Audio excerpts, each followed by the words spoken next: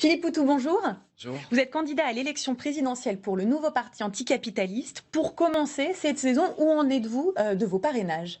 On en est à la moitié à peu près. 250? Oui, à peu près. C'est pas un chiffre exact parce qu'on a des formulaires de pré-promesses et puis on a aussi des promesses verbales. Donc on essaie de faire le point et puis ça remonte un peu de tous les départements. Donc voilà, on en est là. Donc ça s'accélère évidemment ces derniers temps. Heureusement, si on avait pris un peu de retard. Et là, là, on met toute l'énergie qu'il faut pour y arriver, parce que l'objectif, évidemment, après, ça fait qu'un 8-9 mois qu'on est dessus, hein, on est sur le terrain, des équipes militantes qui passent beaucoup de temps et beaucoup d'énergie à le faire. Donc notre objectif, c'est d'y arriver, comme les années précédentes, voilà, et on y compte bien. Vous dénoncez des pressions, notamment que maintenant les maires sont obligés de divulguer publiquement leur parrainage. De qui viennent ces pressions selon vous? Nous, on dénonce surtout le filtre antidémocratique de la loi, quoi, qui est là pour nous écarter, pour écarter les partis qui n'ont pas d'élus, parce que visiblement ils veulent faire l'élection entre gros. Donc on dénonce ça parce que nous, si on n'y était pas, ce serait quand même un problème antidémocratique, parce que d'abord on est un salarié contrairement aux politiciens, au monde des politiciens. Donc, mais après les maires, par contre, eux, c'est eux qui dénoncent, enfin qui disent qu'ils sont dans une posture qui est très inconfortable, parce que il y a beaucoup de maires qui aimeraient bien nous parrainer, mais après ils disent ils n'ont pas envie de se compliquer la vie, parce qu'il y a des pressions diverses et variées, des pressions dans les partis politiques. D'ailleurs, je crois qu'il y a un truc qui est officiel, c'est quand le PS il dit ceux qui soutiennent Macron, ils seront virés. Donc on imagine bien, mais ça c'est tout le temps comme ça. C'est-à-dire qu'en fait c'est pas dit ouvertement, mais à l'intérieur des partis il y a ces pressions-là. Et puis après, dans le conseil départemental ou régional ou même dans l'intercommunalité, il y a des pressions diverses et variées. Et du coup, il y a pas mal d'élus qui veulent pas se compliquer la vie et qui pensent que s'ils parrainent un candidat comme nous, derrière, c'est des problèmes. Donc c'est ça aussi qu'on a comme souci avec cette loi-là, c'est qu'elle ne permet pas aux élus de choisir tranquillement. Et l'autre problème, c'est après pourquoi ce serait à eux de désigner les candidats. Voilà. Donc c'est une loi, oui, que nous on dénonce, mais en attendant on fait avec, quoi. Et alors vous, Philippe Poutou, vous êtes candidat à l'élection présidentielle, mais vous êtes contre la fonction de président de la République. C'est quand même un sacré paradoxe. Ouais, c'est un des paradoxes, c'est pas le seul, même par rapport aux élections. On pense que c'est pas les élections qui changent la vie, ce sont les combats sociaux. Mais on est là quand même, et on pense pas qu'on soit hors sujet. Au contraire, parce c'est pas parce enfin nous on dénonce effectivement la fonction présidentielle, pour nous c'est antidémocratique, mais nous on a envie de poser le problème du pouvoir et même le problème de la société dans laquelle on vit, le problème de la démocratie. Et on pense que c'est pas juste comme ça que ça doit se passer. On veut discuter effectivement d'une autre société, de changer la société, de faire en sorte que la population ait le véritable moyen de décider et de décider politiquement, mais aussi de décider de l'économie. Donc on a envie de discuter de tout ça, on a envie de dénoncer les inégalités sociales, on a envie de dénoncer cette société où d'un côté il y a des richesses indécentes et de l'autre côté une pauvreté grandissante. Et donc c'est pour ça qu'on a envie de dire que en fait il faut qu'on prenne nos affaires en main, nous la population, nous les gens d'en bas. Et au-delà de ça, c'est que oui, ça pose le problème d'une société à réorganiser. Donc de ce point de vue-là, on a des choses à dire et des combats à mener. Alors Philippe Poutou, vous avez dit vouloir changer la caste. Pour cette élection présidentielle, tout le monde est contre le système. Je vous propose d'écouter Florian Philippot, le numéro 2 du Front National, et vous réagissez après. Ça sent l'argent partout, ça sent le fric à très haute dose partout, y compris chez M. Macron. Et je sais qu'il y a une partie des Français en désespérance qui se disent on ne sera pas au second tour. Oui. Or, ils ne veulent des pas. élus républicains, Or, ils ne veulent ni de Benoît Hamon, ni d'Emmanuel Macron. Ils ne veulent pas du vide d'Emmanuel Macron, c'est ce produit marketé. On va y revenir. Mais ils ne veulent pas non plus de Benoît Hamon et ils veulent, je le crois en large partie, le projet de Marine Le Pen. Voilà, tout le monde est contre le système en fait aujourd'hui. Venant de Philippot, ça fait sourire aussi, parce que c'est quand même en plus leur histoire d'emploi fictif au Parlement européen, les affaires judiciaires qu'il y a autour du Front National, financement de campagne illicite, compte dans les paradis fiscaux. Enfin, on voit bien que eux aussi s'intègrent très bien à ce pouvoir-là. Donc oui, on voit que c'est une mode aujourd'hui d'être anti-système. De toute façon, le système politique il est tellement discrédité que forcément ça les oblige un peu à prendre leur distance avec ça. Mais c'est aussi tout le problème qu'on a envie de poser nous. C'est pour ça qu'on présente un candidat ouvrier.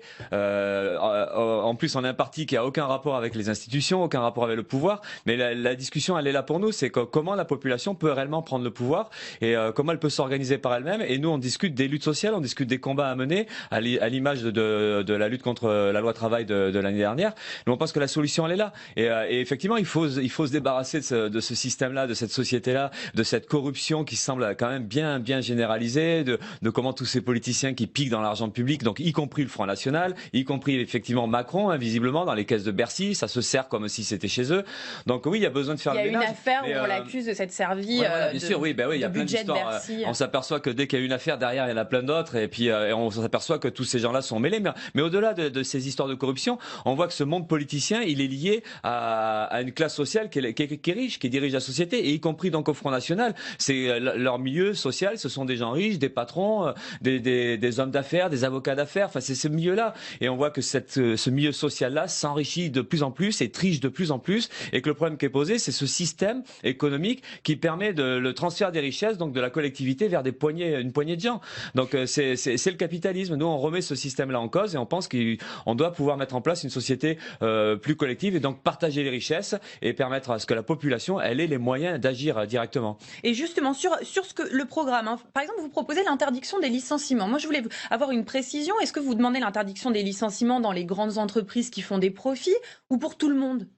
Pour tout le monde, nous on pense qu'il faut qu'il y ait le droit à l'emploi et qu'il n'y a pas de raison que... Parce que le problème qui est posé, c'est que justement, on parle du pouvoir politique et donc de l'absence de démocratie, mais en économie, il y en a qui possèdent les entreprises et qui décident de tout. Et que donc, ils vont dire, ben voilà, pour des raisons de compétitivité, souvent c'est invérifiable, ils disent ce qu'ils veulent, parce que de toute façon, il n'y a pas de transparence des comptes.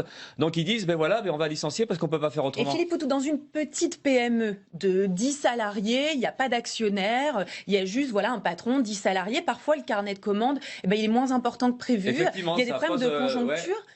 Dans ces cas-là, c'est pas par plaisir que le petit patron décide de séparer. C'est un système qui conduit à ça, c'est des logiques de rentabilité. Mais dans le cas effectivement des PME, des toutes petites entreprises, il faudrait qu'il y ait un système de salaire à vie, de protection. Et donc là, ça pose le problème d'une protection sociale, d'une sécurité sociale, et donc de faire qu'il y ait des cotisations, d'arrêter les exonérations de cotisations sociales, parce que les patrons, les grosses entreprises notamment, payent de moins en moins de cotisations sociales.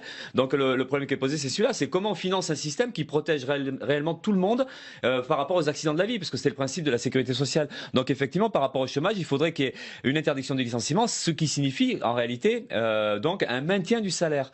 Et ça, c'est fondamental. Et aujourd'hui, quand on voit le niveau de pauvreté, de précarité, donc il y a des réponses d'urgence. Et pour nous, l'interdiction des licenciements et même la répartition du travail entre tous, c'est-à-dire la baisse du temps de travail. Il faut qu'on ait ces solutions-là, alors qu'aujourd'hui, c'est tout le revenu universel que défend Benoît Hamon.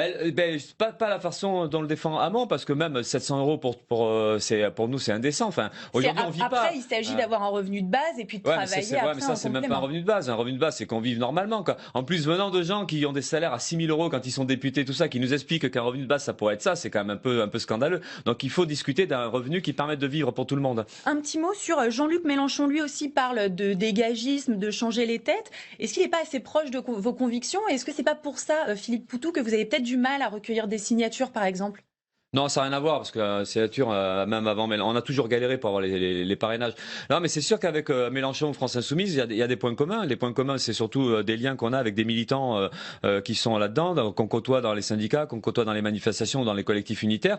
Donc oui, il y a des points communs, mais il y a aussi des grosses divergences. Et c'est pour ça qu'on tient à être là. Lesquelles, par exemple? La divergence, c'est qu'on n'a pas la même perspective. Nous, on pense pas qu'il faut une 6e République ou que ça va régler les comptes. On pense pas qu'un super président vraiment de gauche, cette fois-ci, ça changerait les choses. On pense pas qu'en rafistolant le PS, en reconstituant une gauche institutionnelle, que ce soit une solution. Nous, on pense que la solution, c'est vraiment le combat social. C'est aujourd'hui comment on peut reprendre la rue, comment on peut se réorganiser, comment on peut reconstruire l'unité dans ces combats-là, et comment, à un moment donné, on peut préparer l'affrontement face à la classe qui possède, qui dirige le système aujourd'hui. Donc, on est vraiment sur l'idée d'un renversement du système, et on a par exemple, pour discuter de propositions concrètes, nous, on est pour l'expropriation de certains capitalistes, on est pour un véritable service public bancaire qui pose le problème de la socialisation du système bancaire.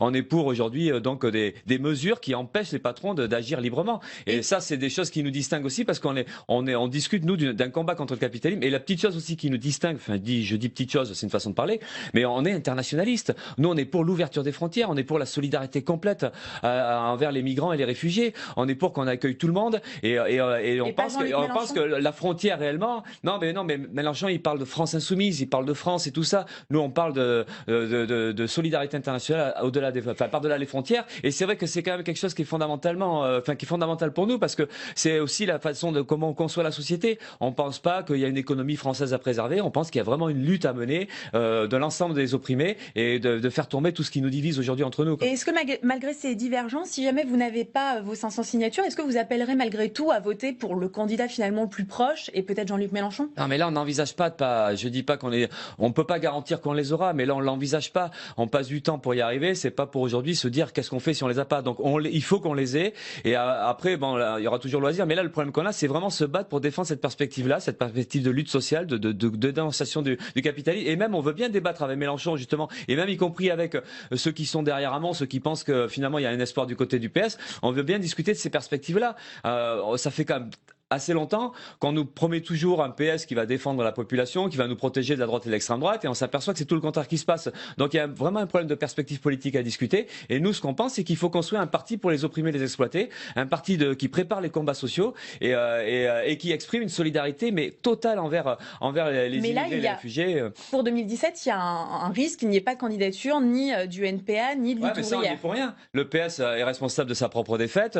Après, on voit bien les discussions qui peut y avoir entre eux, là, ils sont en train de se voir, mais c'est un peu une naine famille qui a éclaté. Mélenchon, il était au Parti Socialiste, il a été ministre sous Jospin, bon, voilà, donc ça on n'y est pour rien, on a toujours été extérieur à cette famille-là. Par contre, oui, on veut bien poser le problème de comment on s'en sort, comment on arrive à changer le rapport de force, et ça, c'est l'histoire d'un combat social à mener contre les possédants. Là, on a vu, Philippe Poutou, il y a une information qui vient juste de nous arriver, l'agriculteur Cédric Héroux, qui avait aidé plusieurs migrants. C'était aujourd'hui le procès. Exactement, condamné à 3 000 € d'amende avec sursis.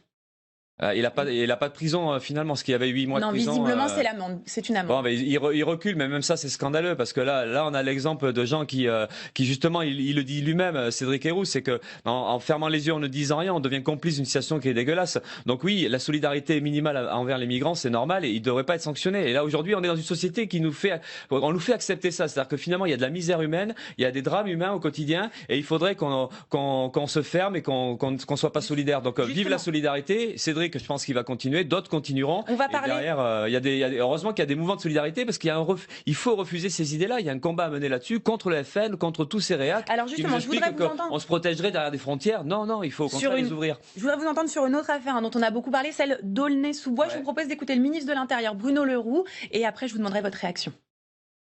D'après vos informations, est-ce qu'il y a bien eu un viol? Mais il n'y a pas à avoir de caractérisation avec mes informations. La justice est saisie et moi je ne veux pas me livrer aux commentaires de ceux qui ne savent pas. Quand il y a une intervention qui aboutit à des faits aussi graves et aussi marquants que ceux qu'a subi le jeune Théo, la justice doit établir les responsabilités clairement, sans aucune forme de pression, et je vous assure qu'elle fait et qu'elle fera son travail. Là, Bruno Le Roux dit la justice est saisie, elle fera son travail. Vous avez dénoncé une justice à deux vitesses, notamment en parlant des personnes qui avaient été condamnées pour des violences urbaines à Aulnay-sous-Bois. Oui, mais là, il y a l'exemple de 5 jeunes qui ont eu des condamnations, dont 2 avec 6 mois ferme. Et là, par contre, il y a moins de précautions. Mais il y a quand même une enquête.